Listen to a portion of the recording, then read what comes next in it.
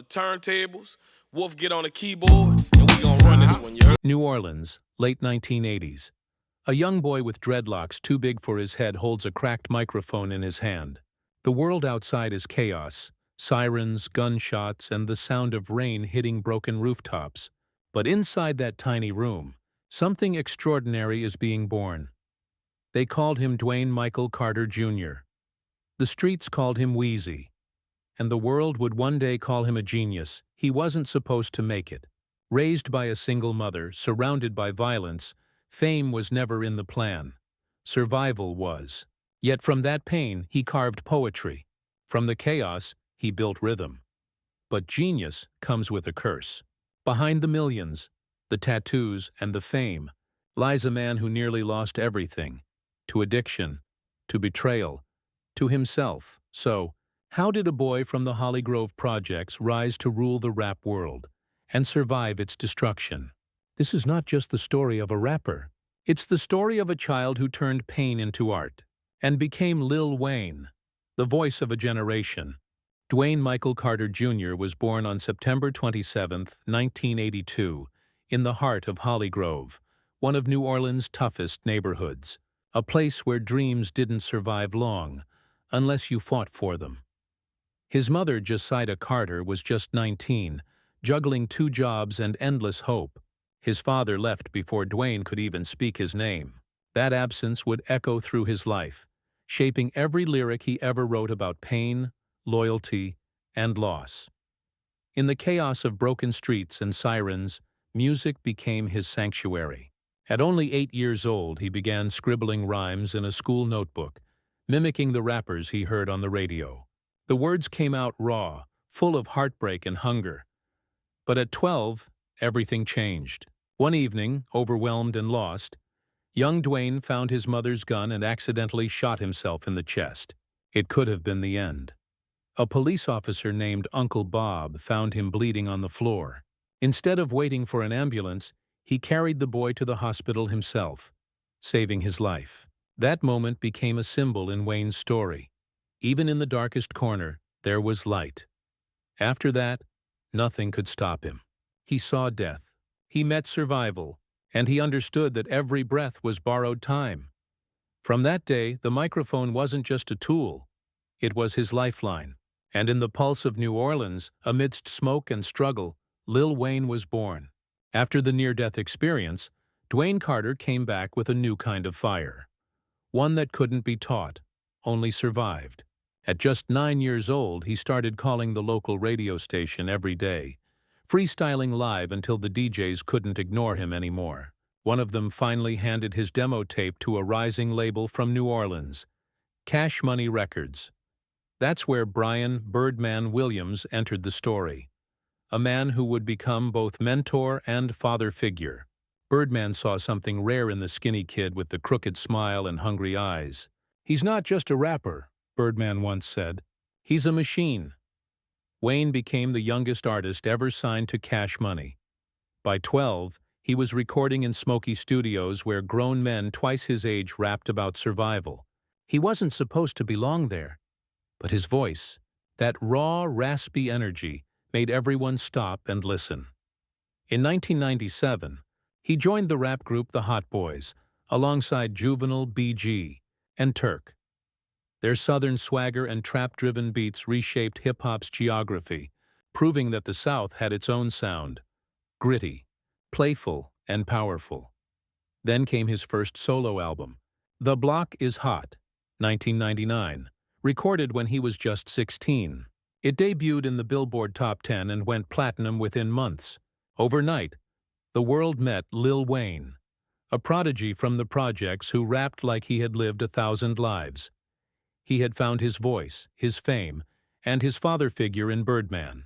But what he didn't know yet was that the same bond that built him would one day break him.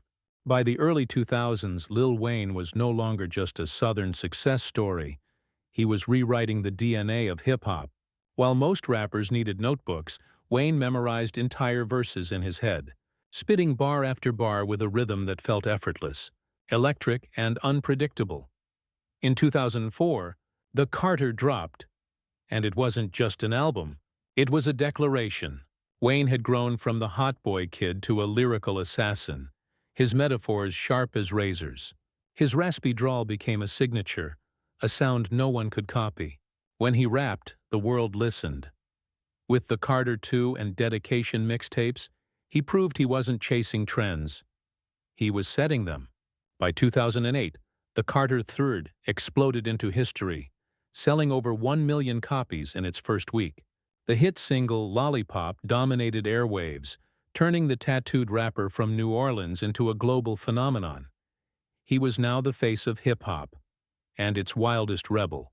Cameras followed him everywhere. Tour buses, recording studios, award shows. He became known for his diamond grills, his dreadlocks, his codeine-filled styrofoam cups, and his endless work ethic. But success came with a shadow. Between sleepless nights and studio marathons, Wayne began numbing himself, escaping the weight of fame in purple haze and painkillers. The boy who once escaped death was now dancing dangerously close to it again. Still, at his peak, he lifted others with him. He founded Young Money Entertainment, discovering two future megastars, Drake and Nicki Minaj. In their eyes, Wayne wasn't just a rapper, he was a godfather. Every verse he wrote, every beat he touched, changed the sound of a generation. But behind the glory and Grammys, something fragile was breaking. The lights were brightest, just before they began to burn him alive. At the height of his empire, Lil Wayne had everything: fame, money, and respect. But what the world didn't see was the storm building behind those half-closed eyes. Years of non-stop recording, drugs, and pressure blurred the lines between genius and self-destruction. Codeine, the purple syrup Wayne once called medicine for the mind, became his silent companion. Studio sessions turned into sleepless marathons. His words got slower, his health weaker, and then came 2010. Police lights, sirens, headlines. Wayne was arrested for illegal gun possession, sentenced to 8 months at Rikers Island. For the first time, the man who seemed untouchable was caged like any other mortal. Inside the cold concrete walls, he wrote, pages and pages of rhymes, reflections, regrets. In a letter to his fans, he said, "Don't ever think you're bigger than life, until life shows you how small you are." When he got out, things didn't get easier. The unbreakable bond with Birdman, his mentor, his father, began to crumble. Lawsuits, contract battles, and betrayal tore Cash Money apart. The man who helped him rise was now standing in his way. Fans feared it was the end. Rumors spread about his health, his sanity, his will to live. Even his music, once lightning in a bottle, began to sound like pain on repeat. But true artists don't die in darkness. They rewrite their story in it. And as the world started doubting him, Lil Wayne began planning something no one expected. A rebirth, years in the making. Prison didn't break him, it purified him. When Lil Wayne walked out of Rikers Island, he wasn't the same man who went in. He had seen how fragile life truly was, and how quickly a king could lose his crown. For years, he fought not just his label, but his own demons. Lawsuits stacked up, promises broke down, and his long-awaited album Thaw Carter 5 sat locked away in legal limbo. Fans waited. The industry whispered that Wayne was finished. But legends don't fade. They evolve. He retreated into the studio, away from cameras, away from noise. He focused on what first saved him: music. No entourage, no filters, just Wayne and the mic, bleeding truth into every line. In 2018, after nearly a decade of silence and struggle, Thaw Carter 5 finally dropped. It wasn't just an album, it was a resurrection. The songs weren't about money or fame anymore. They were about freedom, forgiveness, and faith. He opened up about his mental battles, his near-death experiences, and the redemption that comes with surviving your own chaos. He even reconciled with Birdman, ending years of bitterness with a simple hug on stage. The boy who once called him father had finally found peace in forgiveness. Now older, wiser, and free, Lil Wayne stood not as a victim of fame, but as its survivor. He had lost everything that didn't matter: and rediscovered everything that did. The voice that once shook the world had grown quieter, but deeper, and in that stillness, Wayne reclaimed not just his career, he reclaimed himself.